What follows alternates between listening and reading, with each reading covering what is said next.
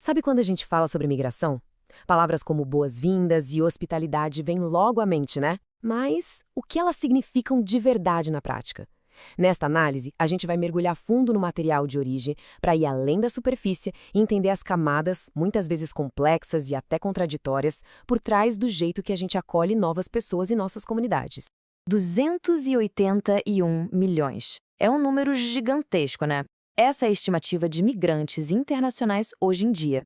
E só para ter uma ideia da dimensão disso, em 2000 eram 150 milhões. O movimento de pessoas pelo mundo está crescendo muito, o que torna essa conversa mais urgente do que nunca. E no centro de tudo isso está essa pergunta fundamental. Pertencer é algo que se recebe, tipo um presente? Ou é uma coisa mais complicada, algo que a gente constrói? Essa questão vai ser o nosso guia por toda essa exploração. Então vamos começar com essa ideia de acolhimento. O material que a gente está analisando argumenta que isso raramente é tão simples quanto parece. Muitas vezes, o ato de acolher alguém esconde uma dinâmica de poder, um lado mais sombrio que a gente precisa entender. A hospitalidade, na sua essência, é isso aí. São os gestos de boas-vindas, o jeito como a gente se relaciona com quem vem de fora. É uma prática social do dia a dia, quase um ritual que vai moldando nossas interações. Mas é aqui que a análise mostra a grande tensão. Como diz a citação na tela, a hospitalidade nem sempre é algo que liberta. Ela pode ter condições, sabe? Pode ser uma ferramenta para exercer poder e criar umas fronteiras invisíveis entre nós e eles. Então, o ponto crucial é este. O acolhimento não é um direito universal, garantido para todo mundo. A decisão de quem é considerado merecedor de boas-vindas muitas vezes está baseada em preconceitos sobre raça, nacionalidade, classe social. Este slide ilustra isso de uma forma gritante. Essa fala, que saiu na mídia cobrindo a chegada de refugiados ucranianos, revela como a hospitalidade pode ser totalmente racializada. A empatia foi conectada diretamente à semelhança, à ideia de que aquelas pessoas parecem conosco. E essa ideia não é de hoje, não. Esse aviso do Muammar Gaddafi para a União Europeia lá em 2011 mostra que essa história de usar o medo racial para controlar a migração do sul global é bem antiga. Tratar pessoas como uma ameaça que precisa ser contida. Essa comparação aqui resume tudo. O mesmo fenômeno, pessoas buscando refúgio na Europa, foi retratado de formas completamente diferentes pela mídia. As palavras usadas como invasão de um lado e narrativas benignas do outro mostram na cara o quanto o acolhimento pode ser condicional. Certo. Agora vamos virar a chave. Se o acolhimento é tão complexo do lado de quem recebe, como é a experiência para quem chega? O material de origem nos convida a enxergar o pertencimento não como um presente, mas como um processo ativo. A acadêmica Elspeth Probin traz uma definição muito interessante. Pertencer envolve duas coisas ao mesmo tempo. O estar, que é a performance, o ato de se encaixar nas normas da sociedade, e o desejar, aquela vontade profunda, emocional, de fazer parte. É uma dança constante entre ação e sentimento. Isso nos faz questionar aquela visão mais tradicional, né?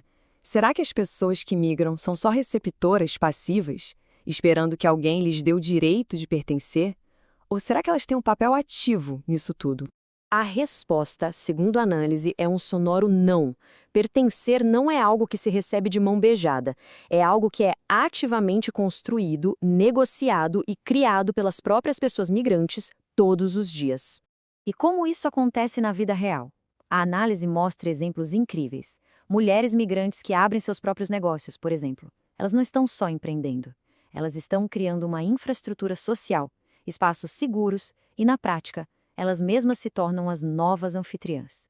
Elas viram o jogo, desafiando aquela ideia de quem acolhe e quem é acolhido. Ok, com tudo isso na mesa, como é que a gente avança? O modelo tradicional de hospitalidade tem suas falhas. O material que a gente está vendo propõe um novo jeito de pensar, uma nova estrutura para a gente construir um futuro mais justo. O ponto central é que precisamos de um modelo novo, porque o antigo, bem, ele já vem com umas raízes bem problemáticas. O conceito de anfitrião e convidado carrega um peso histórico de colonialismo e paternalismo, que acaba reforçando as desigualdades, em vez de resolver. E aqui está a proposta, em 3 passos. Primeiro, uma lente decolonial, para a gente desmontar essas dinâmicas de poder. Segundo, uma ética feminista do cuidado, que enxergou a hospitalidade como uma necessidade humana básica.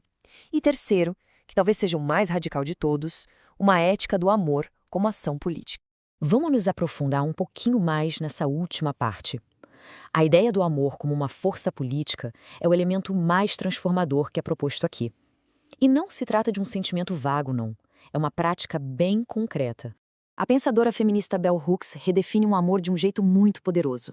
Para ela, amar não é algo que simplesmente acontece. Amar é um verbo, é uma ação intencional, uma escolha que a gente faz de se conectar com o outro de uma maneira específica. E essa ética do amor não é abstrata, não. Ela é feita de princípios práticos: cuidado, respeito, conhecimento do outro, integridade e, o que é fundamental, a vontade de cooperar. É uma base sólida para a gente construir um novo tipo de hospitalidade. Essa citação da Bell Hooks amarra a ideia central de um jeito perfeito. A hospitalidade, vista por essa lente, não é uma obrigação nem um instinto. É uma escolha consciente, política, que a gente pode fazer todos os dias. E isso nos deixa com uma pergunta final para reflexão. Se acolher é uma escolha ativa e não um gesto passivo, que tipo de sociedade a gente está escolhendo construir com cada uma das nossas ações? A resposta define não só o futuro de quem chega, mas o nosso próprio futuro também.